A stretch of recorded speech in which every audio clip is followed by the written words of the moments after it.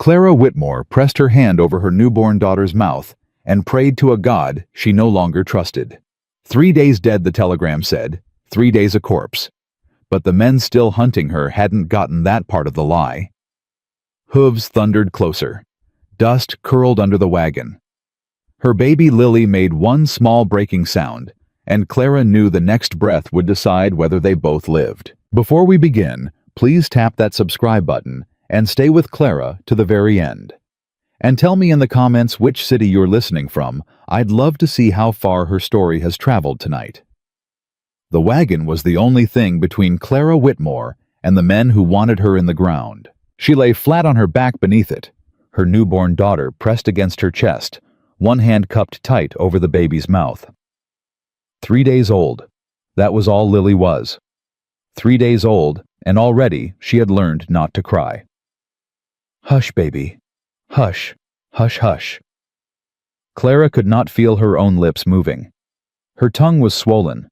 Her throat had gone dry hours back somewhere on the long crawl across the prairie, somewhere between when she had stopped praying and when she had started bargaining. The hooves came in slow. 2 riders. Maybe 3. Clara turned her face into the dirt and made herself smaller than she already was.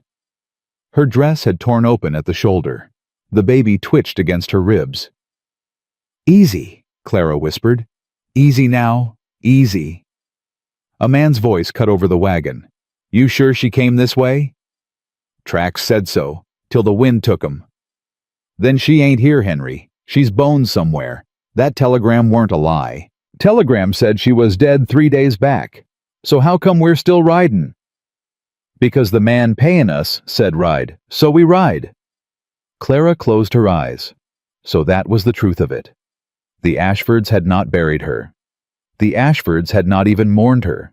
They had only put her name on a piece of paper, sent it down the wire, and told the world to forget her. And the men they had hired to hunt her did not know whether they were chasing a woman or a ghost. She did not know either anymore. Lily made a sound. It was not a cry. Cries took breath.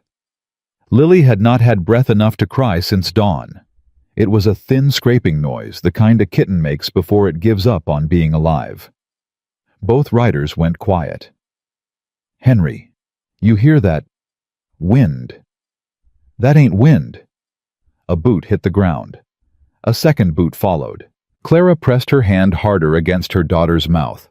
Not enough to harm her, just enough to silence what was already nearly silent. Tears slid sideways across her temples and into her hair. Please, she breathed to no one. Please, please, please. The boots walked the perimeter of the wagon. They stopped. They turned. They came back. A pair of dark dust-caked boots stopped 4 inches from Clara's face. She could see the cracked leather. She could see the silver tip of a spur. She could see one drop of sweat fall from somewhere above and burst on the toe. She held her breath. She held her daughter. She held everything she had left. Lily released one small splintering cry. Clara's whole body locked up. The boots did not move. The man above her did not breathe. For one heartbeat, Clara was certain she would die there, and that was almost a mercy, because at least it would be over. Then a third voice spoke. From farther off. Calmer. Lower.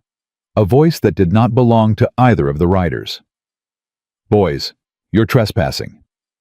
The boots above Clara turned away. This your land, mister? Last I checked the deed, yes. We're tracking a woman. On my property. Wanted on theft, out of the Ashford Ranch down south. That's so. You seen her? A pause. A long one. Clara's lungs began to burn. I've seen a lot of things this morning. Coyotes, a cracked windmill, one sorry steer that wandered through my fence. Haven't seen any women wanted or otherwise. Mind if we look around? I do mind, as a matter of fact. Mister, you boys want to riot my land. You ride it with the sheriff, not with handbills and a grudge. Now climb back up and clear off before I lose what's left of my hospitality. There was a silence after that. The kind of silence men have when they are deciding whether a man means what he says. Easy, Henry. I'm easy. Come on, mount up. Hooves. 2 pairs. Riding off. Slow at first, then faster, then gone. Clara did not move. She could not. Her arm had gone dead from holding the baby, and her hand had gone dead from holding the baby's mouth, and her heart had gone dead from holding everything else. The boots stayed. Then they bent. A man knelt down beside the wagon. His face came into the strip of shadow under it. He had a brown beard streaked through with gray eyes the color of riverbed stone, and a hat he didn't bother to lift, because there wasn't enough wind under that wagon to deserve it. He looked at Clara. She looked back. He looked at the baby. He looked at the dark stain spreading down the front of Clara's dress. He spoke quiet. "Ma'am." Clara did not answer. "Ma'am, that ain't sweat on you. That's blood." Clara's mouth opened. Nothing came out. "How long you been bleeding?" She shook her head. Whether it was no or I don't know or please don't, she could not have said. The man closed his eyes for the space of one breath. When he opened them, something in his face had decided. "Ma'am," he said, "dead women don't bleed, and babies don't survive the desert alone. So I reckon either you're a ghost or you're a mother, and I have buried enough of both not to leave one in the dirt." "Don't," Clara whispered. "Don't turn me in. Please. Please, mister. I ain't turning anybody anywhere. They said I'm dead. I heard 'em. They'll kill her. Not on my land, they won't. Mister, my name is Caleb Hart, and I am going to reach in and take that baby, and then I am going to reach in and take you, and you are going to let me. Do you understand?" Clara did not understand any of it. She nodded anyway. Caleb Hart slid both arms under the wagon. He lifted Lily first with hands too big and too careful and held her against his chest, the way a man holds something he has held before and lost. He did not look down at the baby. He looked over the baby's head, at nothing, like a man waiting for an old wound to stop ringing. Then he laid Lily across his shoulder, reached back in, and drew Clara out by the wrists. Sunlight hit her like a slap. She tried to stand and went straight back down. "Easy, ma'am. I can walk." "You cannot." "I can." "Hush." He lifted her. One arm under her knees, one across her back with the baby pressed between them. Clara had not been carried by a man since she was 4 years old, and the part of her that remembered being 4 years old was the part that started crying. "Don't you do that," Caleb said. "I'm sorry." "Don't you do that. You hold on to that child and you breathe." "I'm sorry." "You ain't sorry for a thing yet. Save it for when you've got something to be sorry for." He carried her toward the ranch house. She did not see how far it was. She heard his heart through his shirt. It was steady. It did not race the way hers did. It went on and on like a man who had decided a thing and was no longer arguing with himself about it. By the time he reached the porch, Clara had stopped trying to count whether she was still alive. The door opened before he could kick it. A woman stood in the frame. Small, square-shouldered hair pulled back so tight it looked painful. A dish towel still in one hand. She took one look at Caleb, one at the bundle on his shoulder, and one at the woman in his arms. "Lord have mercy," she breathed. "Caleb." "Martha, clear the table." "Caleb, that is a—" "I know what it is, Martha. Clear the table." Martha Bell did not waste another word. She turned, swept a stack of tin plates off the kitchen table with the side of her arm, and shoved a kettle off the stove. "Lay her down," she said. "Easy. Easy, child. There you go. There you go now." Caleb laid Clara on the table, the way a man lays down a thing he is afraid to drop. He pried Lily out of Clara's arms, and Clara made a sound that was not quite a word. "I have her," Martha said. "I have her child. You hear me, I have her. Look at me." Clara looked. "I have her?" Martha said again, and she meant it. Then Martha turned to the baby and went to work. "Caleb, water. Boiled. The clean rags from the cedar chest, not the ones in the wash basket, the cedar chest. And bring me the small spoon and the honey jar." "Yes, ma'am." "And the milk. From the cellar, not the morning pail." "Yes, ma'am." He was already moving. Martha bent over Lily. The baby's lips were the color of an old bruise. Martha pressed 2 fingers to the side of the tiny neck, then to the chest, then to the soft crown of the head where the bone had not yet closed. "Come on, lamb," she muttered. "Come on now. Don't you quit on Martha." Martha didn't come all this way for a quitter. Lily did not cry. Lily did not move. Clara turned her head on the table and saw her daughter's face gray as ash, and a sound came out of her that was neither word nor breath. "She's gone," Clara whispered. "Oh God, oh God, she's gone." "She is not gone. Look at her." "I am looking at her, child. I'm looking at her harder than you are. Now you hush." Caleb came back with the kettle and the rags and the honey and the milk. Martha dipped a corner of cloth in warmed milk, touched the smallest bead of it to Lily's bottom lip, and waited. Nothing. She tried again. Nothing. She tried a third time. A muscle moved in the baby's jaw. Martha's eyes filled, but her hands did not shake. "There you are," she whispered. "There you are, lamb. There you are." Lily's mouth opened. Just a crack, just enough.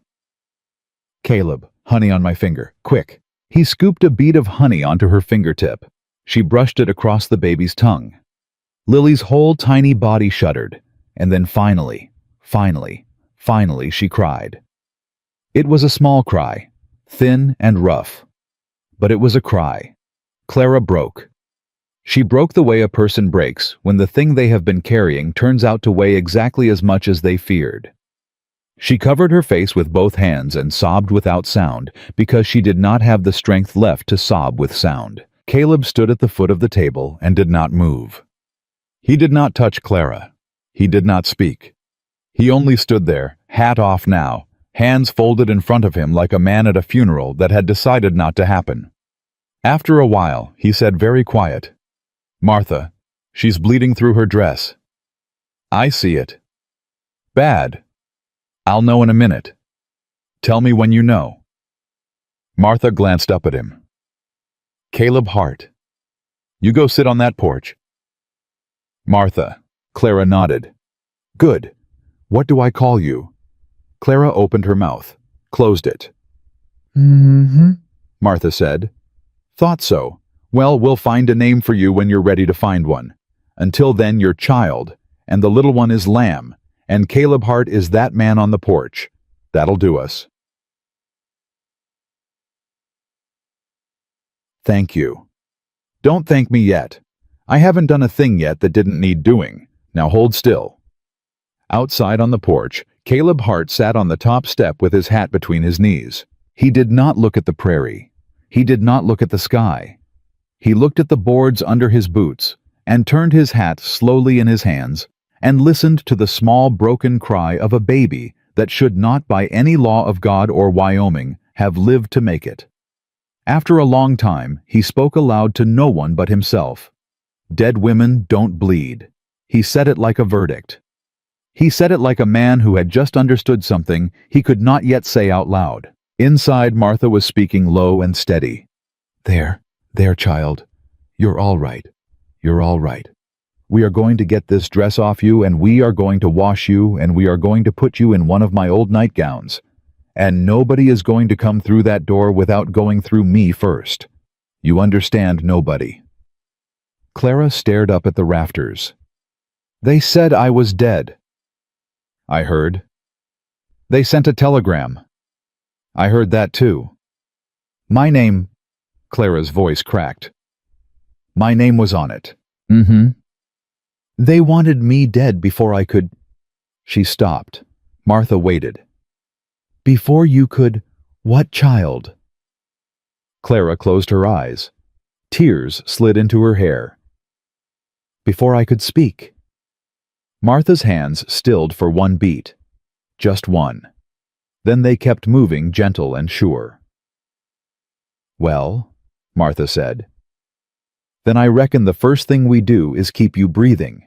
The speaking part can wait. The speaking part can wait as long as it needs to. You hear me?" "I hear you." "Good." The cry came again from the bundle in the basket beside the table. Not strong. Not the cry of a healthy child, but a cry, a real one that a mother could hear and know without looking that her daughter was still in the world. Clara turned her face toward it and did not look away. Out on the porch, Caleb Hart heard it through the wall. He shut his eyes. His shoulders dropped a quarter inch. He had buried a wife. He had buried a son. He had told himself 3 winters ago that he was finished with women, and finished with babies, and finished with houses that had cradles in them. And now, on the hottest summer afternoon, Wyoming had given him. In 9 years, a stranger was bleeding on his kitchen table, and a newborn was crying in his housekeeper's arms, and somewhere out past his fence line, 2 paid riders were spurring back to a man named Crow to tell him a rancher up north had spit on a wanted notice and gotten in their way. Caleb Hart turned his hat in his hands. He did not yet know the woman's name. He did not yet know what she had done or what had been done to her. He did not yet know that the telegram declaring her dead had not been a lie someone told and would correct. It had been a sentence someone had passed and meant to carry out. He only knew one thing, and he said it again low to the wood between his boots. Dead women don't bleed. The wind picked up. The summer sky over the Hart Ranch began very slowly to turn the color of a bruise. And in the kitchen behind him, Clara Whitmore, who was not dead and not safe and not yet finished, opened her mouth on the table and gave Martha Bell the only piece of herself she could still afford to give. "Clara," she whispered, "my name is Clara, and the men who said I died, they are not done with me yet." Martha Bell did not look up from the cloth in her hand. "Clara," she repeated. "All right, Clara it is. You're not going to ask my last name." "Not today." "Why not?" "Because today I am washing a wound. Tomorrow I will ask questions. The day after maybe I'll ask harder ones. We will get to your last name when your last name is the worst thing in this house." Clara turned her face to the wall. "It already is." "Mm-hmm. Then we'll wait till it ain't." Martha worked in silence after that. Warm water, clean cloth. The kind of hands that had buried more children than they had delivered, and remembered the difference. Every so often she would reach over without looking and brush 2 fingers against Lily's forehead in the basket beside her, the way a person checks a kettle without taking their eyes off the stove. The baby was breathing, shallow, but breathing. "She nursing?" Martha asked. "She tried. This morning. Then she stopped trying. Milk come in?" "Some." "You gonna feed her in an hour whether she fights you or not. You hear me?" "Yes, ma'am." "Don't yes, ma'am me. Promise me." "I promise." "Good." A floorboard creaked on the porch. Both women went still. "Caleb!" Martha called without turning. "You stay where you are." "I am where I am." "Then keep being there." "Martha."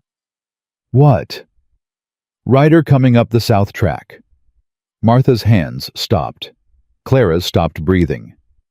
"How far?" Martha asked. "Half a mile, maybe less." One man, buggy not a horse." "You know him?" A pause. "I know the buggy."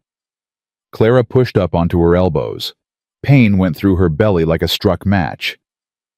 "Don't," Martha said. "Lie down." "Who is it?" "Lie down, child." "Martha, who is it?"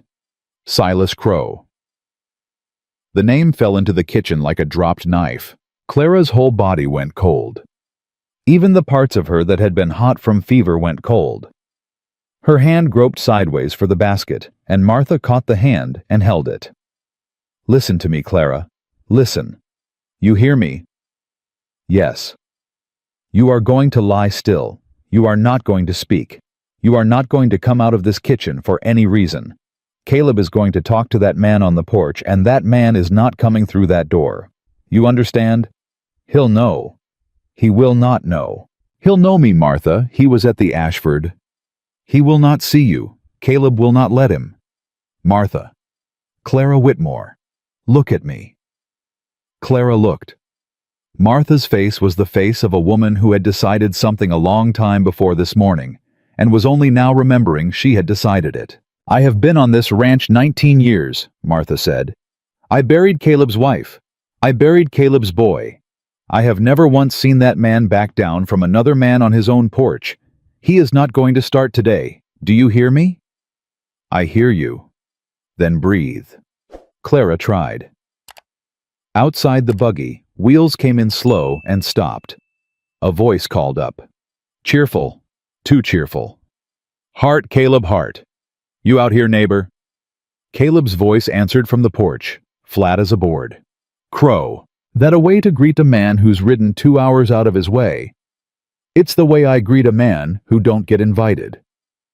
A laugh. The kind men use when they want a knife to look like a smile. Now. Just checking on the ranches up the line. That dust storm yesterday was an ugly one.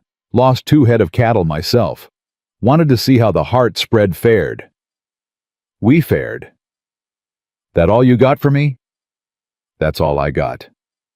Mind if I step down a minute? Throat's drier than a Bible in July. I mind. Inside the kitchen, Clara closed her eyes. A pause stretched on the porch. Long. Mean. Hart? Crow said softer now. I've been riding a long time. Just a cup of water. Martha'll bring it out. You ain't gonna make a man stand on his neighbor's porch like a...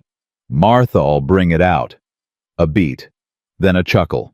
Lower this time. Not friendly anymore. All right, Caleb, all right, have it your way. Martha was already moving.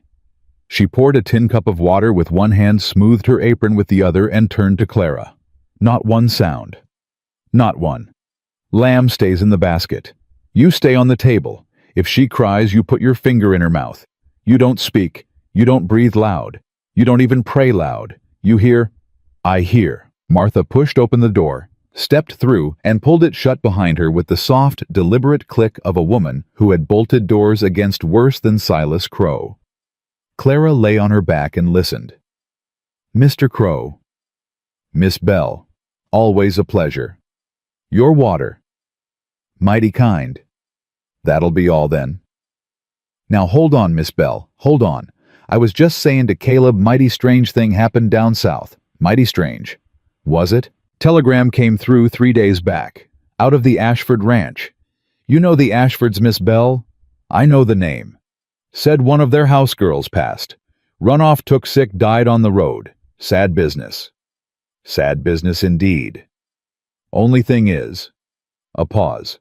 Only thing is, Miss Bell, the boys riding the line this morning say they tracked a woman up this way. A live one. With a child. Now ain't that strange? Mr. Crow, I have got bread on the rise and a hen that wants killing.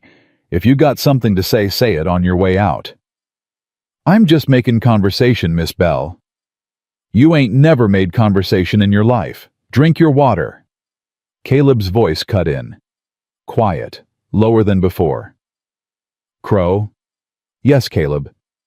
Why are you on my porch? I told you. Checking on the... Why are you on my porch? A silence. Then Crow, dropping the act like a coat he was tired of wearing. You know why, Hart? Say it. There is a woman. There is a wanted notice. There is a reward. And there is 2 riders down at my place right now saying you turned them off your land at the south fence and would not let them search. That's correct. Now, Caleb, we are neighbors. We have been neighbors a long time. So I'm going to ask you, neighbor to neighbor, one time. Have you got an Ashford girl in that house? Inside. Clara stopped breathing. Martha did not move. Caleb's voice, when it came, was almost gentle. I got a sick woman in that house, Crow. Found her under a wagon at my south fence. She's bleeding. She's got a newborn that don't know how to breathe right. I do not know her name. I do not know where she came from. And I do not care. She is on my land. She is in my house. And until the sheriff out of Cheyenne rides up that track with paper in his hand, she is staying. Caleb, I ain't finished. Now. Crow, I ain't finished. A breath. You go on. You shelter a woman, you said to me once. You shelter the wrong woman, you lose your name. You remember saying that? I do. Well, I've been thinking on it. Have you? I've been thinking on it for 3 winters. Ever since you sat on that very buggy bench and watched them put my boy in the ground and told me neighbor to neighbor that the Lord must have had a reason. You remember that crow? A longer pause. I remember. I ain't never forgot it. Caleb, so you can tell whoever paid them riders and whoever paid you that I lost my name a long time before today. And I have got nothing left in this world that the Ashford family or you or any wanted notice can take from me. You understand what I'm saying to you? Hart, listen to me. No, you shelter that girl, you'll lose more than your reputation. You'll lose this ranch. You'll lose the bank's goodwill. You'll lose every cattleman from here to Laramie that won't stand on the same auction floor as a man who hides a thief. You hear me? I hear you fine. Then think. I have thought.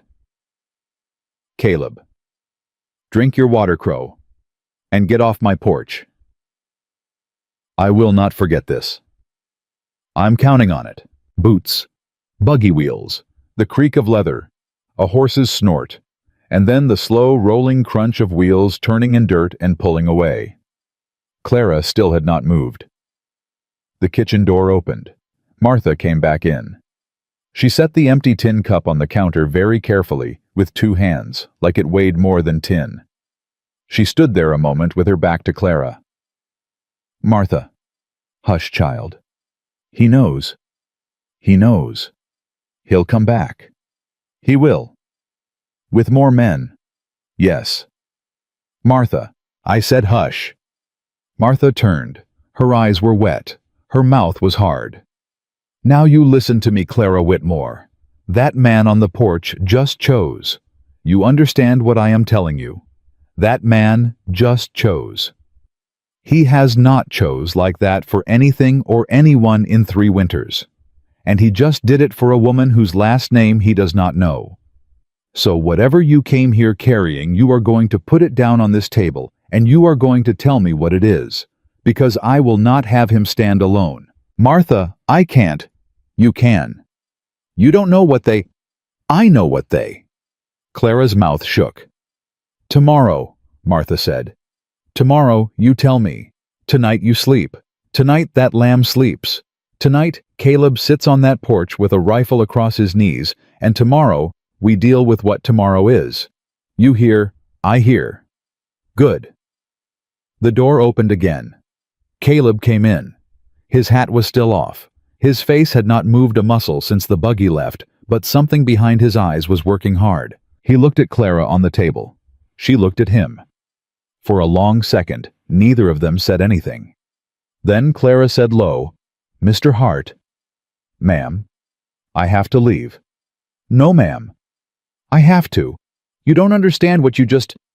I understand fine. He'll come back. He will. With paper, with men, with a sheriff he's bought. Likely. Then let me go. Tonight. I'll take her. I'll go west. Ma'am, with respect, you cannot stand. I can. She tried. She got an inch off the table, and the room spun, and Martha caught her by the shoulders and pushed her back down with the strength of a woman who had pushed harder things down. Lie down. Martha. Lie down, Clara. Clara lay down. Tears rolled. He'll lose his ranch. That ain't your worry tonight. It is my worry. It is his worry. And he made it tonight. You let him have it. Martha, please. The baby. If they take me, they take her. They will take her. Martha, you don't know what they will not take her. They will. Clara Whitmore. Look at me. Clara looked. They will not take her. Martha. Over my body. Martha, you don't owe me. Over Caleb Hart's body, child. Over Caleb Hart's body before mine, and over this whole house before his. So you will lie there, and you will feed that baby in an hour, and tomorrow you will tell me your story. That is all that is asked of you tonight.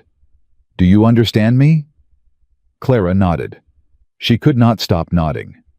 Caleb cleared his throat at the door. Martha. Caleb. She got a name? A pause. She told me. Should I know it? Martha looked at Clara. Clara, lying on the table, drew in a small, ragged breath and gave it to him herself. Clara. Clara. Yes. Clara what? A longer pause. Tomorrow. He nodded once. Tomorrow. He turned to go. Stopped at the door. Did not turn back. Clara. Yes. You hungry? The question was so small, so out of place, so entirely the wrong question after the morning she had survived that Clara almost laughed. The laugh came out as a sob instead. Yes. Martha'll feed you. Yes. Eat. Yes. Then sleep. Yes. Tomorrow we'll talk. Yes. He went out. The door shut. The kitchen settled. Martha pressed 2 fingers to her own eyes hard, then dropped her hand, then turned back to her work, like a woman who had no time to cry and would not be making any. All right, child, she said. Broth first, then bread, then a clean nightgown, then we get that little lamb on you again. And you are going to look at me when I tell you a thing, and you are going to do it. Are we agreed? We're agreed. Good. The afternoon went on. Martha fed her broth 1 spoon at a time, the way you feed something that has forgotten how to swallow. Clara coughed on the first spoon and drank the second, and by the 4th, her hand was steady enough to hold the spoon herself. Martha did not say a word about it. She only set the bowl down where Clara could reach it and turned away to give her the dignity of finishing alone. The baby cried twice. Clara fed her twice. The second time Lily latched. Truly latched. Martha turned her face to the window so Clara would not see her cry. Outside, Caleb walked the perimeter. He did not come back to the house for 2 hours. When he did, the sun was halfway down. His shirt was dark with sweat. He carried a rifle, a coil of rope, and a saddlebag. He set the saddlebag on the kitchen table beside Clara without looking at her and started talking to Martha. 2 of the boys are sleeping in the barn tonight. I told them it was wolves. They didn't ask twice. Good. South fence is wired. North gate's barred. I sent Tom to ride into Laramie at first light. For the sheriff. For my lawyer. Martha's eyebrows went up. You think it's that bad? I think it's worse. Caleb. Martha.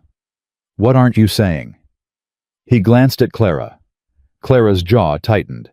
Say it in front of me, Mr. Hart. He looked at her a long moment. Then he sat down, slowly.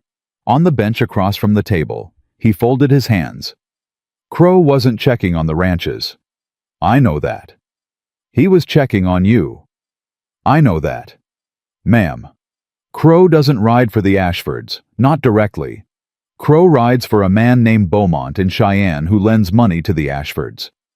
The Ashfords are into Beaumont for a great deal. And if you turn up alive in court with a child with a story... He stopped. Go on, Clara said. Then the Ashford name cracks. And if the Ashford name cracks, Beaumont loses $100,000 on paper. So I'm not just a runaway. No, ma'am. I'm a debt. Yes, ma'am. And men will come here for me. Yes, ma'am. And they will not be hired riders next time. No, ma'am. Clara closed her eyes. Mr. Hart. Yes. You should put me out at the south fence. No, ma'am. You should. No, ma'am. Why?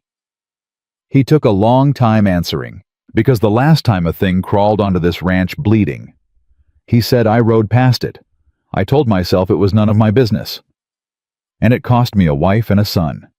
2 months later, in a fever, I told myself wasn't bad enough to ride for the doctor for. I have spent 3 years, Miss Clara, asking the Lord why he sent me a sign I did not read. And I will be damned if I will fail to read the next one. The kitchen was very quiet. Mr. Hart. Caleb. Caleb. Yes, ma'am. I am not a sign. No, ma'am. You are a woman, with a child, on my land, and that is plenty. He stood up. He picked up the rifle. Eat your supper, Clara. Sleep in Martha's room. Don't come out for any voice but hers or mine. If you hear a third voice in this house tonight, you take that baby, and you go through the cellar door, and you lie flat in the root room till somebody you trust comes for you. Martha'll show you where. Yes. Tomorrow. Tomorrow. He went out the door.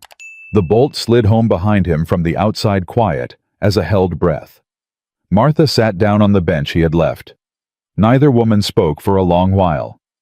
Then Martha said softly, like a person admitting something, "He hasn't said his wife's name out loud in 3 years. He didn't say it tonight either." "No, child, he didn't." "Then how do you know?" "Because he sat down. He hasn't sat down in this kitchen at supper time in 3 years. He stands. He eats standing. He goes back out. Tonight he sat down." Clara turned her head and looked at the closed door. In the basket beside her, Lily breathed in and out, with the small, ragged certainty of a thing that had decided against all advice to stay. And somewhere out past the south fence, a buggy was rolling toward Cheyenne, carrying a man named Silas Crow, who already knew before the wheels had even reached the main road that the easy way to get Clara Whitmore out of that house had failed, and that the hard way would have to be sent for instead. By dawn, Clara had not slept. She lay in Martha's narrow bed, with Lily curled against her side, and she counted the nails in the ceiling boards, because it was the only thing left in the house she had not yet worried about. 43 nails. She counted them 3 times. Each time she got a different number. Martha came in at first light with a tin cup. "Drink." "What is it?" "Tea, mostly. Some other things." "What other things?" "Things that'll keep you upright for what's coming." Clara drank. Martha. Is he back?" "Caleb. He's in the kitchen. Been in the kitchen since 3. "Sleeping." Caleb Hart does not sleep when there's a buggy on the road. Clara handed back the empty cup. "Then I'll tell him." "Tell him what?" "All of it." Martha looked at her a long second. "You sure?" "He sat down at supper, Martha." "I know he did, child." "Then I owe him the rest." Martha helped her to her feet. Clara's knees buckled twice on the way down the hall. By the door of the kitchen, she steadied herself with one hand against the frame, breathed once, and stepped through. Caleb was at the table. Coffee in front of him untouched, rifle across his knees. He looked up. "Ma'am?" "Caleb, sit." "I'd rather stand." "Sit anyway." She sat. He did not speak. He waited. That was the thing about him she had not yet gotten used to. He waited the way a fence post waited. He could do it all day. "You said tomorrow," Clara said. "I did." "It's tomorrow." "It is." She put her hands flat on the table. They shook. She did not try to hide it. "My name is Clara Whitmore. I worked 4 years in the house of Edward Ashford in Laramie County. I was hired as a parlor maid when I was 19. By the time I was 20, I was running half the kitchen. By the time I was 22, she stopped. Caleb did not move. By the time I was 22, Clara said, Edward Ashford came into my room one night and shut the door behind him, and he did not knock. The room did not change. The morning did not change, but something in Caleb's jaw shifted by the width of a thread. Go on. He came back the next week, and the week after. Did you tell anyone? I told the housekeeper. And? She said I'd misread him. And? She said girls who misread the Ashford men don't stay in the house long. And? I stayed quiet. For how long? Until I was 4 months along. He nodded once, slow. And when they found out, they said I'd seduced him. They said I'd been stealing from the silver chest for a year. They said I was a thief and a liar and a... She had to stop. They said a great many things, Caleb. I'm sure they did. They put me out. That night. One dress. No money. No reference. They said if I ever spoke Edward's name in town, the sheriff would come for me on the theft charge. And you went where? And I had a cousin in Cheyenne. I made it as far as her door. She slammed it. Said her husband would not have me. Your mother? Dead. Your father? Long dead. Anybody? No Caleb, nobody. So you went west. I went west. I worked 2 months in a laundry till the baby came. Lily came on the kitchen floor of a boarding house in a town I do not know the name of. The woman who owned the boarding house wrapped her in a flour sack and told me to be gone by morning. And you were. I was. How'd you get to my fence? I walked. How long? 3 days. He closed his eyes for a count of 2. Clara. Yes. The telegram. Yes. You said yesterday it wasn't a lie. You said it was a sentence. It was. Explain that to me. She drew a breath. Let it out. A dead woman cannot testify, Caleb. A dead woman cannot stand in a courtroom and say Edward Ashford's child has his eyes.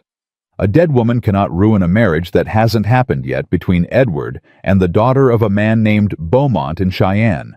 A dead woman is paperwork. A dead woman is closed. And a live one. A live one is a problem. Worth how much? To them, everything. Worth how much in dollars, Clara? I heard the figure once. Through a door. I was not meant to hear it. What was it? 80,000. He whistled low. 80,000 says you're dead. 80,000 says I stay dead. And the child. Clara's hand went to the basket beside her. Lily was asleep. Her tiny chest rose. Fell. Rose. The child, Clara said, they do not yet know exists. The silence in the kitchen went deep. Caleb sat back. Say that again, Clara. They believe I died alone.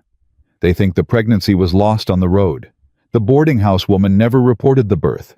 There is no record in any town of a child belonging to me. So if Crow comes back, he comes back for a woman, not for a baby. He does not know there is a baby. Yet. Yet. Caleb rubbed his jaw. His thumb dragged once across the gray in his beard and stopped. Clara. Yes. That is the thing that will save her. I know. And it is the thing that will cost you. I know that too. A boot scraped at the kitchen door. Both of them came up at once. Caleb's hand was on the rifle before Clara had finished standing. Martha appeared in the hall behind Clara, with Lily already lifted out of the basket on instinct, like a woman who had been listening to every word. Caleb? It was Tom's voice, the ranch hand, from the porch. Caleb's shoulders dropped a quarter inch. Come. Tom opened the door. He was a young man, 20 maybe, with hay still in his hair and a sweat ring on his hat from the ride to Laramie. Mr. Hart. Tom.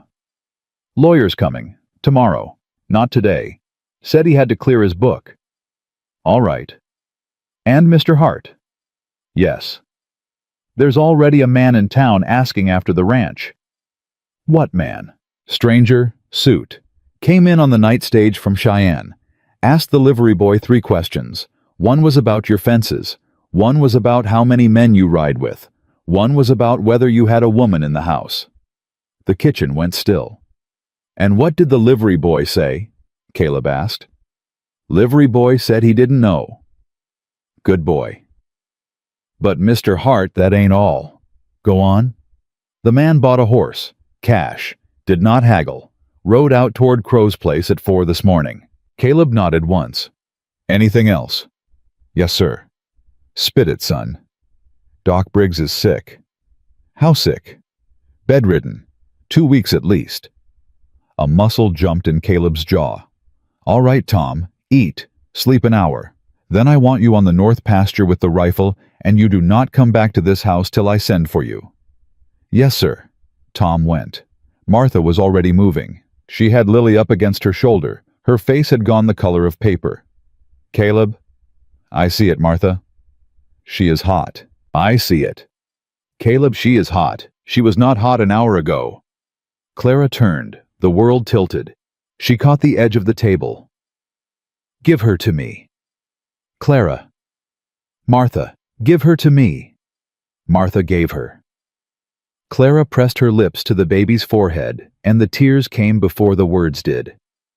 "Oh no. Oh no, Lily. No, no, no, no, no." "Fever," Martha said. "It came up sudden. They do that, the small ones. They hold and hold and hold, and then they tip." "How bad?" "Bad enough I want a doctor." "There is no doctor," Caleb said. "There is no doctor in Laramie. There is one in Cheyenne." "Cheyenne is where they're sending the man from." "I know that, Caleb." "So we are not riding to Cheyenne." "Then what are we doing, Caleb? Because I will tell you right now, this baby in 2 days without a doctor is Martha. Is gone." "Martha, I hear you." The kitchen breathed. Clara could not speak. Her arms were full of a body that was hot in a way no body that small should be hot. Caleb set the rifle on the table. "Martha, pack a kit, whatever you've got. Willow bark, the fever powder Doc Briggs left last winter, clean cloth, clean water, the honey jar, all of it, now." "Yes." "Clara." "Yes." "Sit down, you're swaying." "I'm fine." "You're swaying, sit." She sat, Lily on her chest, her cheek against the baby's head. The fever was unmistakable now. It came off the small body the way heat comes off a stove. Caleb crouched in front of her, knees on the floorboards. He did not touch her. He did not touch the baby. He just put himself in her line of sight and waited until her eyes found his. "Clara." "Yes." "You hear me?" "I hear you." "I am going to ride for someone." "For who?" "There's a woman 3 hours northwest. Name of Abigail Price." Clara's head came up. "Abigail." "You know her." "She was the housekeeper. Before me. She left the year I came. She's the one who—" Her breath broke. "She's the one who told me the night I got hired not to be alone in a room with Edward. She's the one who said it.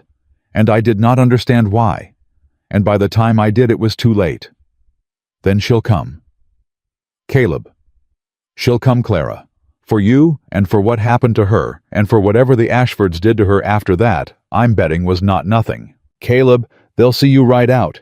The man in town, Crow's people." "Yes." "They'll come here while you're gone." "They will." "Then don't go." "Clara." "Don't go."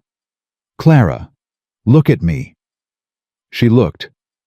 "That fever in your arms, it does not have 3 days. Do you understand?" "Yes."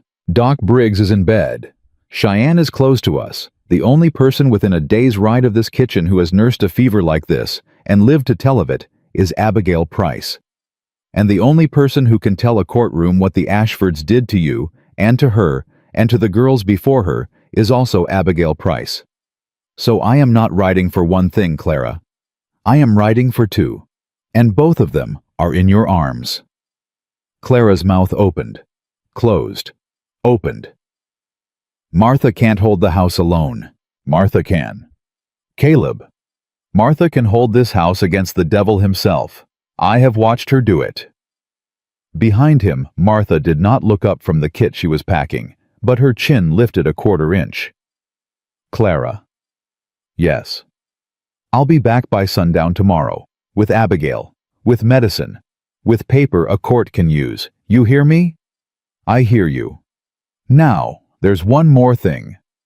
"What?" He reached into his coat, took out a folded piece of paper, set it on the table. "What is that?" "It came in last night, by the boy out of Crow's place, the one who used to work my fence.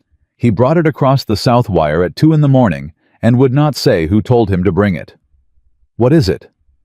"Read it." Clara unfolded it with one hand.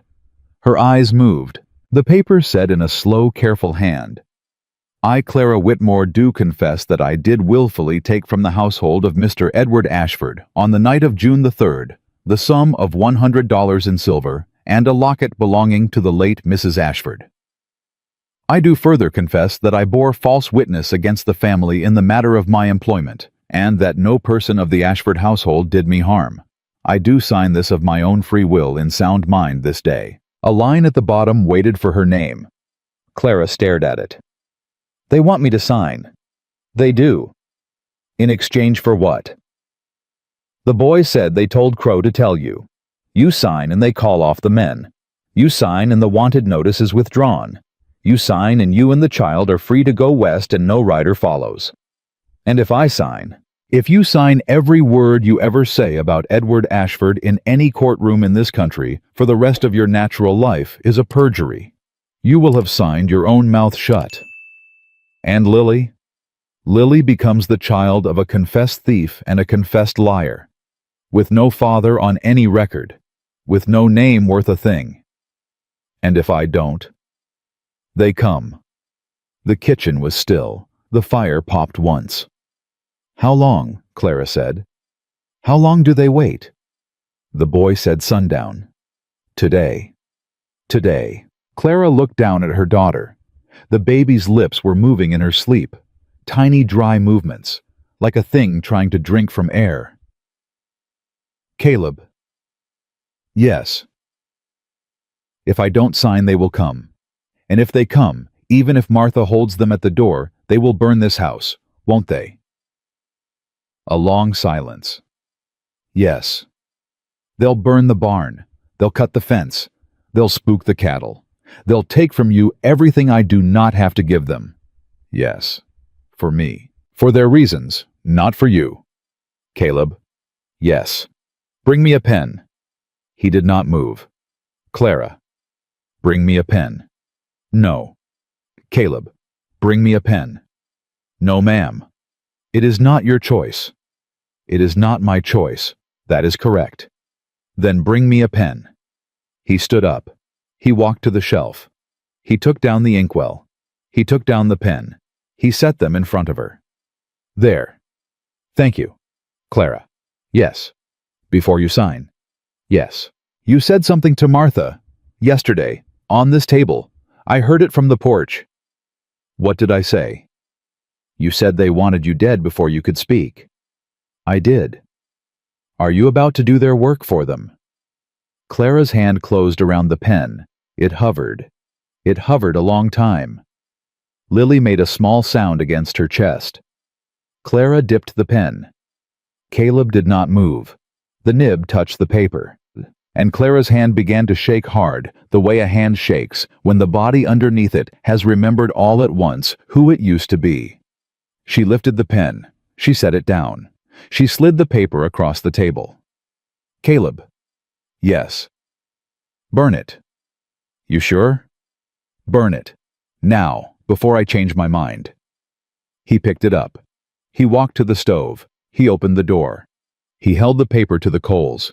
The corner caught. The flame ran. He dropped it in. He shut the door. He turned around. You don't get to sign their lie, he said quiet, just because they made the truth expensive. Clara put her face down against her daughter's hot head and wept without sound. Caleb gave her 30 seconds. Then he picked up his rifle. Martha. I'm packed. The cellar door. Oiled and ready. The shotgun in the pantry. Loaded. 2 more boxes on the shelf above. You see one rider you don't know, you take her and that baby down those steps, and you bar the door, and you do not open it for any voice on this earth but mine. You hear, I hear you, Caleb. Not Tom's, not the lawyer's, not the sheriff's. Mine. Mine. Mine, Martha. I heard you the first time. He turned to Clara. Sundown tomorrow. Sundown. Keep her cool, sponge her, honey on her tongue, drops of water. You don't sleep. Martha don't sleep. You take shifts, you keep her breathing. Yes. Clara. Yes. Look at me. She looked. You did not just lose your last chance. You just took your first one. He went out the door. The bolt slid behind him. A horse, then hooves, then nothing. Clara held her daughter against her chest. In the basket beside the table, the empty space where Lily had been, was the shape of a small life that had not yet been decided. Outside, far across the south fence, the dust of a single rider was already moving toward the Hart Ranch from town. He was not in a hurry. He did not need to be. He had until sundown and a paper that was supposed to come back signed, and he did not yet know that the paper had become ash in a stove 10 minutes ago. and that the woman the Ashfords had buried on paper 3 days back had just for the first time in 4 years refused to stay buried. Martha set the shotgun on the table. "All right, child. All right. You and me. You and me. And the lamb. And the lamb. Till sundown tomorrow. Till sundown tomorrow." Martha's hand found Clara's across the table and held it hard, the way two women hold on when there is nothing between them and what is coming but each other and a locked cellar door. The rider came at sundown, just as the boy had said. Martha heard him first. She had been at the kitchen window for 2 hours, the shotgun across her forearms, like a thing she had been born holding. "Clara." "I see him." "Cellar." "Martha." "Cellar. Now. The lamb." "You are not standing alone at that door." "Clara Whitmore, you take that baby, and you go down those steps, and you bar that door, and you stay there till you hear my voice or his." "Martha." "I will not say it again." Clara went. She carried Lily down the cellar steps with one hand on the rail and one arm wrapped tight around the small hot body that had not stopped trembling since noon. She set the baby on the folded quilts Martha had laid out an hour before. She lit the small lamp. She drew the bolt across the inside of the door. Above her boots came up onto the porch. "Miss Bell." "Mr. Crow." "I was hoping for your boss." "He's out." "Out where?" "Didn't ask." "Miss Bell." "Mr. Crow." "You know why I'm here." "I know." "The paper." "There ain't no paper, Mr. Crow." A pause. "Beg pardon?" "There ain't no paper. She didn't sign it." "Now, Miss Bell, I think you're mistaken." "She did not sign it, Mr. Crow. She read it. She thought on it. She held the pen. And then she gave it back, and Mr. Hart fed it to the stove." "Miss Bell, open this door." "No, sir." "Miss Bell, I am asking you civilly. And I am refusing you civilly. There are 3 men with me. I count 2. Miss Bell, I count 2. Mr. Crow and I count 6 shells in this gun, and I count one of you is going to be remembered as the man who tried to step through Caleb Hart's door while his back was turned, and I do not believe you have got the stomach to be that man." Silence on the porch. Clara in the cellar with her cheek pressed to the wood of the door did not breathe. "Miss Bell." "Mr. Crow?" "Tomorrow." "Tomorrow what, Mr. Crow?" "Tomorrow I come back, with the sheriff, with paper, with more men than 2. "Then tomorrow you come back." "You will not hold this door tomorrow." "I will hold this door as long as I am breathing." "That can be arranged, Miss Bell." "It can, but not by you, not tonight. Now get off this porch." A long silence. Then boots. Then horses. Then the slow, ugly retreat of men who had not gotten what they came for and would be back with worse. Martha did not move from the window for an hour. Clara did not come up from the cellar for 2. When she finally did, Martha was still standing there, gun across her arms, eyes on the dark. "Martha." "They're gone. For tonight." "Martha, sit down." "In a minute." "Now." Martha sat. Her hands, when they let go of the gun, were shaking so hard, the barrel rang against the wood of the table. "Don't tell him," Martha said. "Don't tell who what. Don't tell Caleb my hands shook." "Martha, don't." "All right." I held the door. "You held the door." "I held the door, Clara." "You did. You did. You held it." The night went on like that. Lily's fever climbed at midnight. It climbed again at 2. Martha taught Clara hand over hand how to soak the cloth, how to wring it, how to lay it across the small hot forehead, how to count the breaths and not let yourself stop counting. They took shifts. They did not sleep. By 3, Lily was crying weak. By 4, she had stopped crying. By 5, Clara was sitting on the kitchen floor with her back against the stove, and her daughter against her chest, and a sound coming out of her that was not language. "Don't go," she was whispering. "Don't go, don't go, don't go, don't go." "Clara, don't go. Lily, baby, don't go. Clara. Martha, she's key. Clara, look. Lily had latched. Weakly. Barely. But she had latched. Martha sat down on the floor next to Clara and put one arm around her shoulders and held her hard while the baby drank. There, Martha whispered. There, lamb. There, there.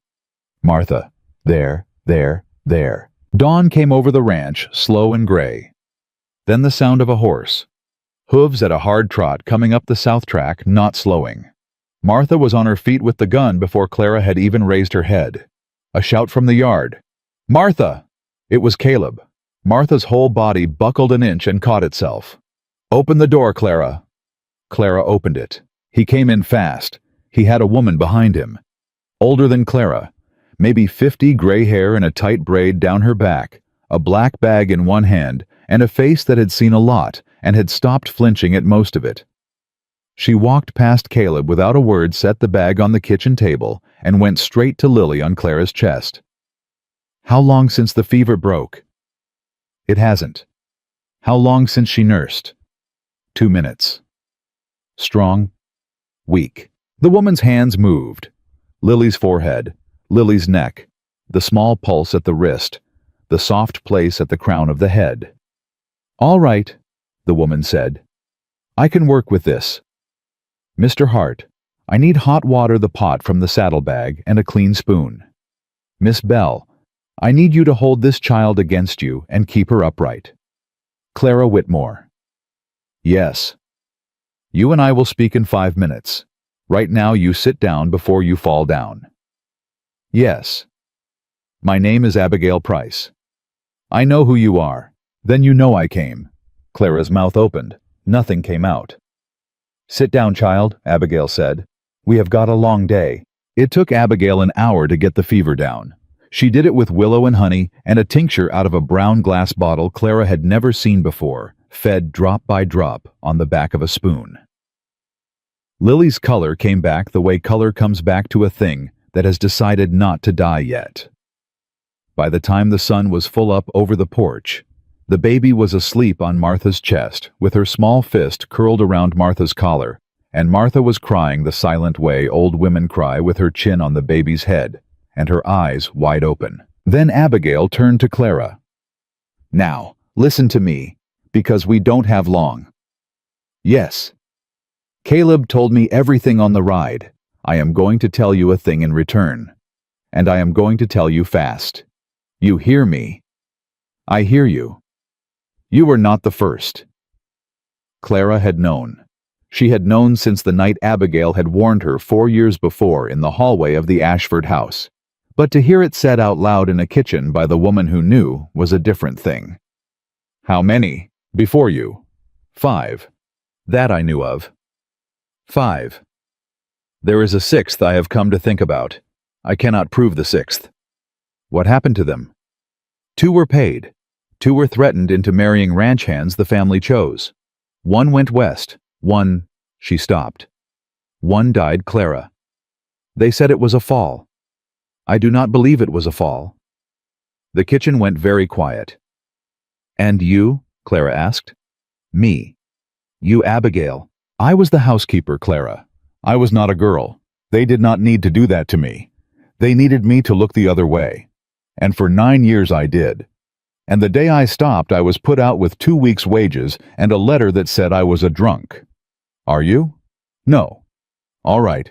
I have spent 6 years, Clara, writing down every name, every payment, every date, every girl. In a ledger I kept under a floorboard. Because I knew. I knew that one day a girl would crawl out of that house alive and someone would come ask me, and I would have it ready. And you have it. I have it in that bag. Clara looked at the bag on the table. It was small, black, worn at the corners. Abigail. Yes. You will lose your home for this.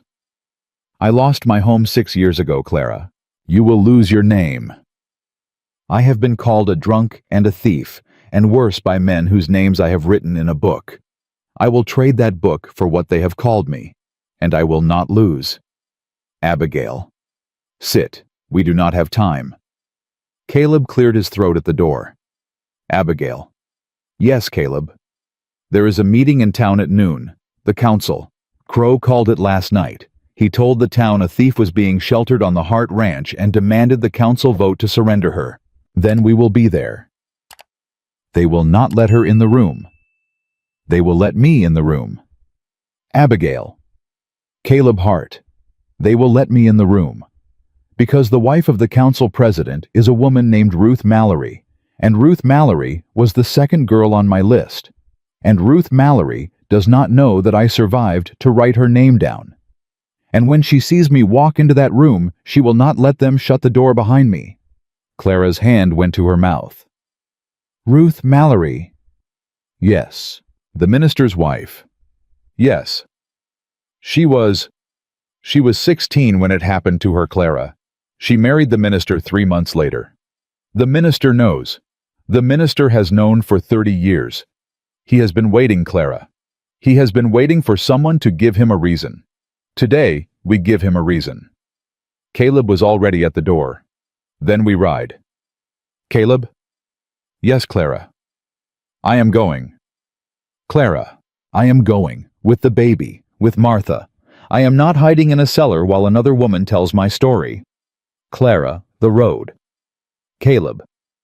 Yes. You said yesterday I had taken my first chance. You burned a paper for me. Don't you dare tell me to sit down now. He looked at her a long second. Then he nodded once. All right? All right. We ride. They rode. The town hall was full when they got there. The buggy pulled up at the side door, and Caleb went in first, and Abigail behind him, and Martha behind Abigail, with Lily wrapped tight against her chest, and Clara lashed her hand on Martha's shoulder for the strength to walk the last 3 steps. The room hushed when she came in. Silas Crow was at the front. Beside him, a man Clara had never seen. Suit gray hair papers in his hand, the look of a man who counted dollars for a living. The Beaumont man. The council president stood at the table. Behind him in the second row, a small woman in a gray bonnet had gone very, very still. Ruth Mallory. She and Abigail looked at each other across 30 years. Ruth Mallory put her hand against her own mouth. She did not take it down. Crow spoke first. Mr. President, Council, the matter is plain. The Ashford family of Laramie County has produced sworn paper that one Clara Whitmore, formerly of their household, did steal silver and a personal locket on the night of June 3rd, and did flee the county, and has been declared deceased on said paper, and has now been discovered alive on the property of Mr. Caleb Hart. Mr. Hart has refused to surrender her. The Ashford family's representative, Mr. Holloway, has ridden up from Cheyenne to take custody. The Beaumont man stood. Holloway. He bowed slightly. Counsel, the matter is as Mr. Crow says plain. Mr. Hart, the president said. You have something to say. Caleb stood up. I do. Speak it. I will not be speaking it. Miss Abigail Price will. The room rustled. Miss Price has been deceased 7 years, Crow said. Has she? Caleb said. Abigail stood up. She walked to the front of the room. She set her bag on the table. She opened it. She took out a ledger. She set it down. My name is Abigail Price. I was housekeeper for the Ashford family of Laramie County for 19 years. I am not deceased. I have been living 3 hours northwest of this room for 6 of those 7 years, and I have been writing this whole time. Crow's face went white. Holloway the Beaumont man did not move a muscle, but his hand on the edge of the table went tight enough that Clara could see the knuckles from across the room. Miss Price, Crow started. I am not finished, Mr. Crow. Miss Price, the counsel. Sit down, Silas. It was not Abigail who said it. It was the council president. Crow sat. Go on, Miss Price, the president said. This book, Abigail said, contains the names of 6 women who worked in the Ashford house between 1858 and 1872. It contains the dates on which each of them was forced. It contains the dates on which each of them was paid, threatened, married off, or accused of theft. It contains the names of the men who delivered the payments. One of those names is Silas Crow. Another is the man sitting beside him in the gray suit who I did not know by name until this morning, but who I know by signature because his signature is on 3 of the payments in this book. Holloway stood up. This is slander. This is... Sit down, sir, the president said. I will not. Sit down, sir. Holloway sat. The room was so quiet you could hear Lily breathing against Martha's collar. Miss Price, the president said, do you swear before this council before God that what you have just said is the truth? I do. Will you give that book into the keeping of this council? I will. Then so entered. The room rustled again, louder this time.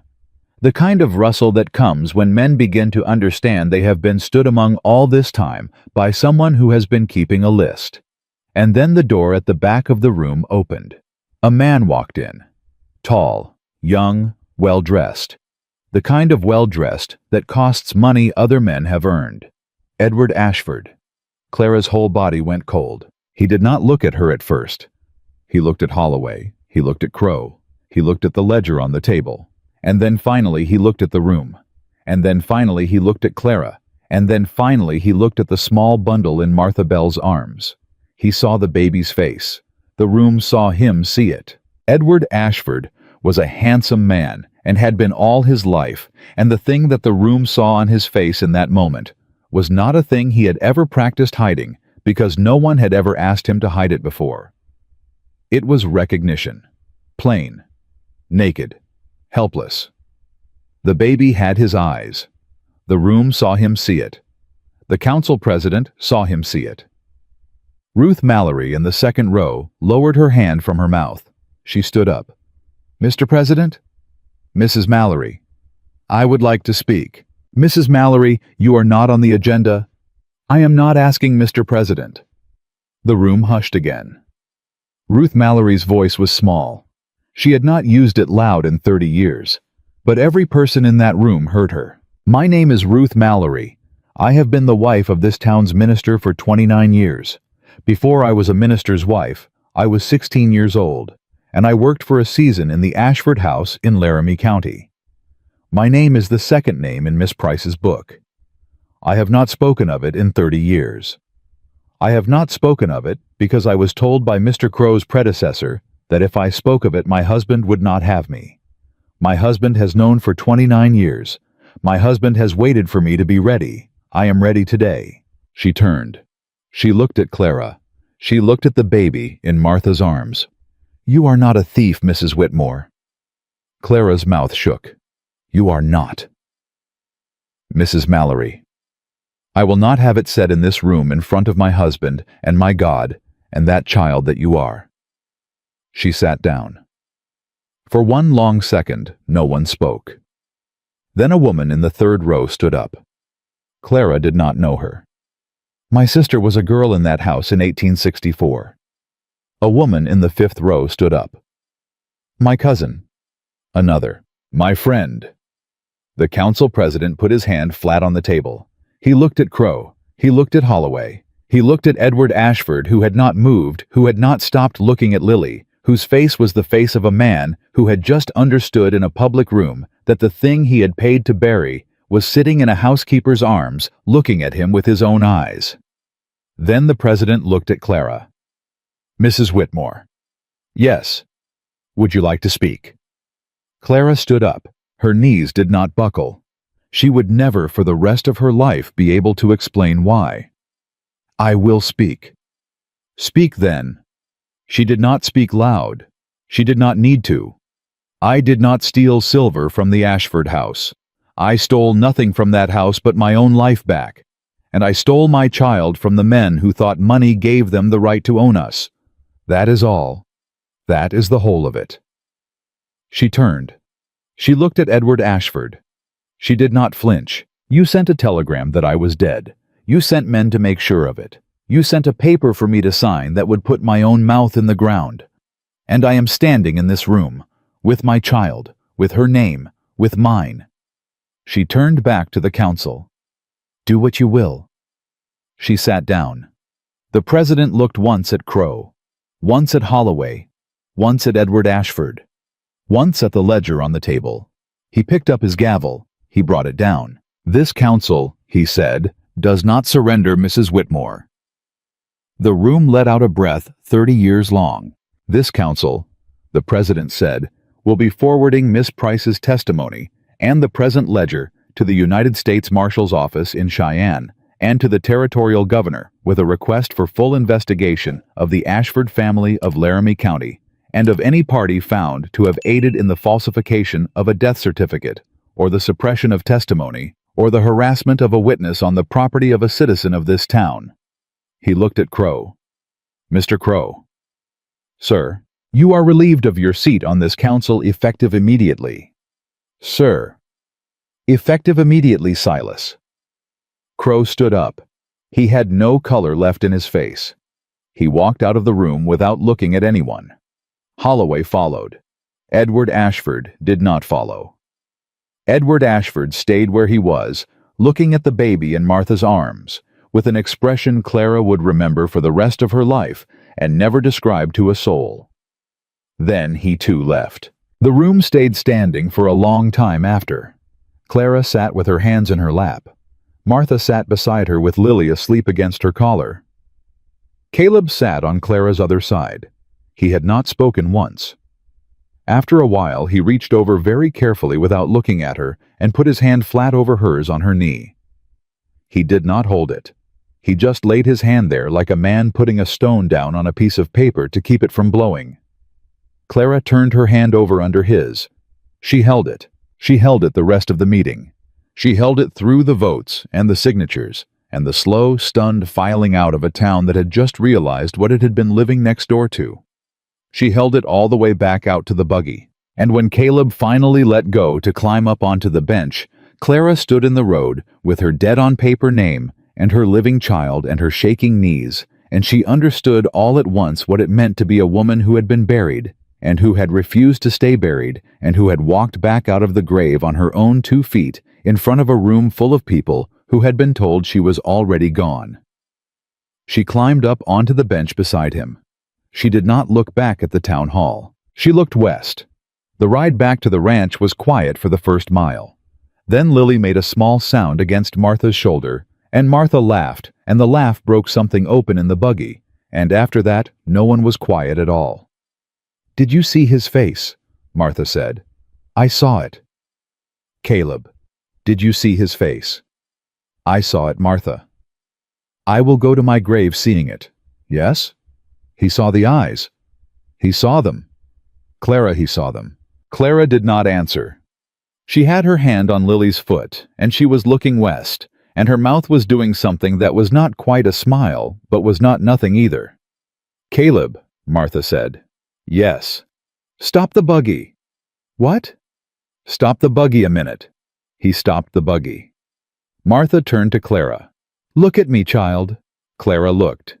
"You did it." "Martha, you did it. You stood in that room. You looked at him. You said your name out loud. You did it, Clara." Don't you say a word. Not a word. You did it." Clara's eyes filled. She did not let them spill. Not yet. Not in the road. "Drive on, Caleb," Martha said. He drove on. By the time they turned up the south track and saw the ranch house in the distance, the sun was halfway down. Tom was on the porch with his rifle, and he stood up when he saw the buggy, and he took off his hat, and he did not say a word as Caleb pulled up in front of the steps. "Tom." "Mr. Hart." "Anything." "No, sir. Quiet all afternoon. One rider come up the road around 2, saw me, turned around, did not come back." "Good boy." "Mr. Hart." "Yes." "Is she—" He could not finish it. He just looked at Clara, and at the baby in Martha's arms, and at Abigail Price climbing down behind them. "She's stayin', Tom." Tom nodded once hard. Then he turned and walked off toward the barn fast, because he was 20 and a man, and he did not want anyone to see his face. Caleb watched him go. "He's a good boy." "He is," Martha said. "He'll make a good man." "He will." "Help me down, Caleb." Clara said quiet. He helped her down. She stood in the yard for a long second, her hand on the side of the buggy, and looked at the house. The porch, the door, the window of the kitchen where Martha had stood with a shotgun across her arms. The strip of dirt beside the south wall, where 2 days before she had been carried in across a man's shoulder, 3 days dead on paper, with a baby that did not know how to breathe. It looked different. It looked like a place a person could walk up to. Caleb? Yes. It's a good house. It's a tired house. It's a good house. He did not answer that. He just took the reins off the rail and led the horses around to the barn. Inside, Martha had Lily down in the basket, and a fire going, and a kettle on before Clara had finished sitting down. Abigail. Yes, Martha. You are eating with us. Martha. You are eating with us, and you are sleeping in the spare room, and you are not riding 3 hours northwest tonight in the dark. I will not have it. Martha, I have a goat. Tom will go in the morning and milk your goat. Tom does not know my goat. He will know your goat by sundown tomorrow. Sit down. Abigail sat down. She set her bag on the floor beside her chair, and she put her hands flat on the table, and she looked at her hands. They were old. They had written a great deal in 6 years. They had shaken once this morning when she had set the ledger down in front of the council, and they were not shaking now, and she stared at them like a woman who had not seen them not shake in a very long time. Miss Price. It was Clara. Yes, Clara. Thank you. Don't. I am going to. Clara, you did not owe me that. I did. You did not, Abigail. Abigail looked up. Clara. I had been carrying that book for 6 years. 6 years, child. I had been carrying it the way a person carries a sin. Because I had told myself every day for 19 years before that I was looking the other way to keep my place. And the day I stopped looking the other way, they put me out, and I took that book, and I went home, and for 6 years I could not decide if it was a weapon or a tombstone. And today, Clara, today, you walked into that room with a baby on your shoulder, and you made it a weapon. So do not thank me, child. I should be thanking you. Clara's eyes filled again. She let them this time. All right. All right. Eat your supper, Abigail. I will. Caleb came back from the barn. He took off his hat at the door, the way he had not taken it off coming in 3 years of suppers. He hung it on the peg. He sat down at the table. He did not stand up the whole meal. After supper, Martha put Lily down in the basket beside the stove, and Abigail took out a small jar of something pale and green, and rubbed a fingerful of it on the baby's chest. And Lily fussed for the first time since the fever had gone, the way a healthy baby fusses when she does not like a thing. And the 4 of them stood around the basket and laughed at the small affronted face like they had not laughed at anything in years. That's a fighter, Abigail said. That's her mother, Martha said. That's her mother, Caleb said. Clara turned her face away because she could not hold it together for the 3rd time in 1 day. That night, Abigail took the spare room. Martha took her own. Caleb took the chair by the kitchen fire with his rifle across his knees, the way he had taken it the night before. The way he had taken it every night since the wagon. Clara took the small back bedroom Martha had made up for her with the basket beside the bed, and the lamp turned low, and a quilt that smelled of cedar and lavender, and a stranger's life she was beginning to be allowed to live in. She did not sleep. She lay on her back and listened to her daughter breathe. Sometime around 2, the small floorboard outside her door creaked. She knew the creak. It was Caleb's creak. He stopped outside the door. He did not knock. He did not speak. He just stood there a moment the way a man stands outside a door when he is checking. And then the floorboard creaked again, and he went back to his chair. Clara closed her eyes. She slept. Days went by. Lily got stronger. She nursed loud, and demanded loud, and slept loud, and made the house for the first time in 3 years sound like a house with a child in it. Martha walked around with a smile on the back half of her face that she did not think anyone was looking at, and Caleb stopped eating. Standing up, and Abigail Price went home on the third day with a promise to come back for Sunday supper, and on Sunday she came back and brought the goat. The marshal rode up from Cheyenne on the seventh day. Clara sat at the kitchen table with her hands folded and her child in Martha's arms behind her, and she answered every question he asked. She did not cry. She did not flinch. She told him about the room, the night, the hand on the door, the week after, the month after, the 4 months along, the morning they put her out, the boarding house floor, the flour sack, the walk. The marshal wrote it all down. When he was done, he sat back and he looked at her a long time, and he said, "Mrs. Whitmore, I have been a marshal in this territory 18 years. I have not in those 18 years been ashamed of my country as often as I would have liked. I am ashamed today, and I will see that the men who did this to you answer for it. As far as the law in this territory will let me reach, you have my word." Clara nodded. "Thank you, Marshal. You will be called to testify." "I know, in Cheyenne. I know. It will not be easy. I know that too." He stood. He put on his hat. He nodded once to Caleb at the door. "Mr. Hart." "Marshal." "You did right." Caleb did not answer. He just held the door open. The marshal went out. By the second week, the news had run the length of the territory. Edward Ashford had been arrested in Laramie County on 3 charges of which the smallest was perjury. Holloway, the Beaumont man, had disappeared on the night of the council meeting and had not been seen since. Silas Crow had tried to sell his place and ride out, and had been stopped at the county line by 2 of his own former hands, who held him in a barn until the marshal got there. The Ashford family lawyer had publicly disowned the family on the courthouse steps in Cheyenne, and the Ashford ranch was by the end of the month in receivership. Beaumont himself had had a stroke. Ruth Mallory had given a long, quiet interview to a Cheyenne newspaperwoman, and the interview had gone east on the wire, and a woman in Boston, who had once been a girl in the Ashford house, had written back, and the list in Abigail's ledger had gotten longer, not shorter, in the 2 weeks after it had been entered. But that was Cheyenne news. At the Hart Ranch, the news was smaller and better. Lily smiled for the first real time on a Tuesday morning. Martha cried. Lily rolled over for the first time on a Sunday afternoon in the parlor.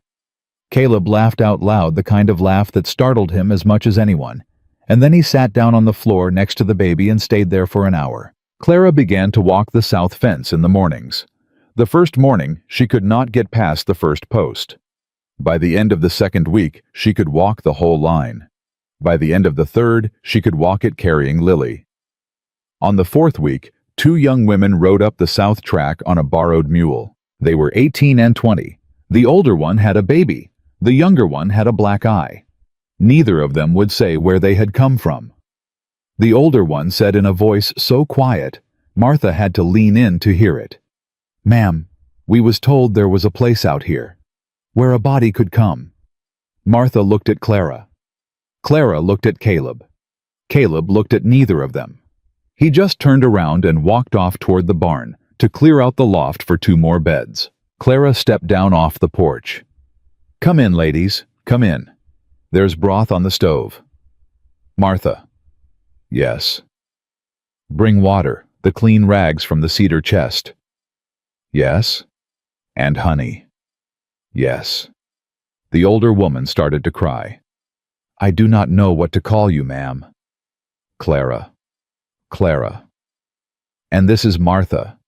And this is Lily. And the man going to the barn is Caleb Hart. And you do not need to be afraid of him, not ever in this house." "Yes, ma'am." "Come in." They came in. By the end of summer, there were 5. By the first frost, there were 8. Caleb built 2 more rooms onto the back of the house with his own hands, and Tom helped him, and a man Clara did not know, who Ruth Mallory had sent up from town, helped them too, and would not take payment, and tipped his hat to Clara every morning at breakfast, and said Mrs. Whitmore, and would not say his own name. Martha named the addition the back wing. Abigail named it the back wing. Caleb called it the rooms, and would not call it anything else, but he built it solid, and he put a real lock on the inside of every bedroom door, and he did not have to be told to. On the night the last room was finished, after the last lamp was out, Clara stood at the back door of the kitchen and looked out across the yard at the new wing and the old and the barn beyond and the south fence past that and the line of the prairie running out into a dark she no longer needed to count nails against. Caleb came up behind her on the porch. He did not stand close. He stood the way he had stood on the morning she had told him her name, like a fence post that could wait all day. "Clara?" "Yes?" "There's a thing I have been meaning to do." "What is it?" He held something out. It was a small brass key. "What is that?" "It's the key to your room." "Caleb, I have a key to my room." "This is a different lock. I put it on this afternoon." "Why?" "Old one was on the outside." She did not understand. "It worked from the hall, Clara. Anyone in the hall could lock you in, or out, or hold the door. I changed it." "To what?" "It works from the inside now. Only from the inside. There is no key on the outside of that door anymore. I took it off. There is one key to that lock. It is in your hand." Clara's mouth opened. She did not speak. "So you always know," Caleb said. "Staying is your decision. Leaving is your decision. The door is your decision. Not mine, not Martha's, not the marshal's, yours. I should have done it the first night. I am sorry I didn't." Clara's hand closed around the key. "Caleb." "Yes." "You don't, Clara." "Caleb, you don't make a speech, ma'am. I will not get through it."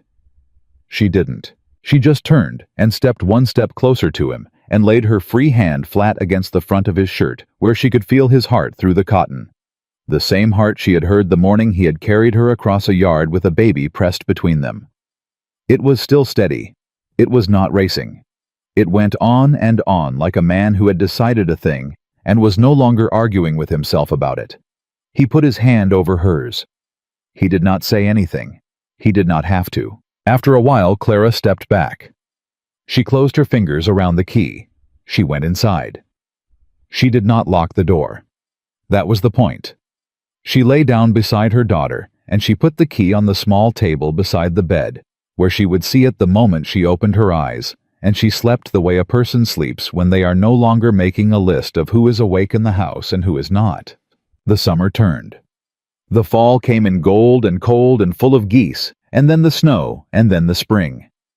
By the next summer, the marshal had taken Edward Ashford to court 3 times, and Edward Ashford had been broken 3 times, and on the 3rd time, the territorial paper printed his picture on the front page over a single sentence that Clara cut out and put in a tin box under the bed, not because she wanted to keep his face, but because she wanted to keep the sentence under it, which was, "He is the father of a child whose name he has never been permitted to speak." She kept the box. She did not open it again. Lily took her first steps at 13 months in the kitchen between Martha's hands and Caleb's.